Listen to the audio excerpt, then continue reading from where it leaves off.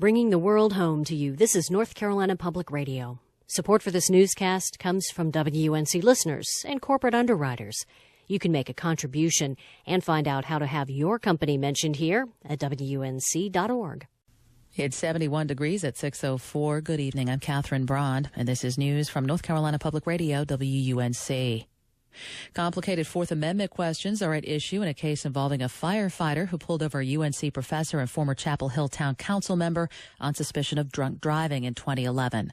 Chapel Hill Fire Lieutenant Gordon Shatley switched on his sirens and flashing red lights when he saw Dorothy Verkerk driving her Mercedes erratically with her headlights off.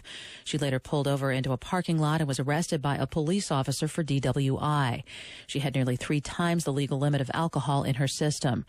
Verkerk's lawyer, Matt Suczynski, argues the firefighter's action constituted an illegal search and seizure.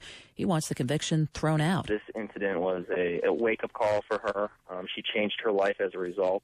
So she's glad it happened to that extent. And what the firemen did was ethically and morally right. The question, though, is should criminal consequences flow from that action? And we certainly feel they shouldn't. The prosecutor in the case, Jeff Nieman, is assistant DA for Orange County.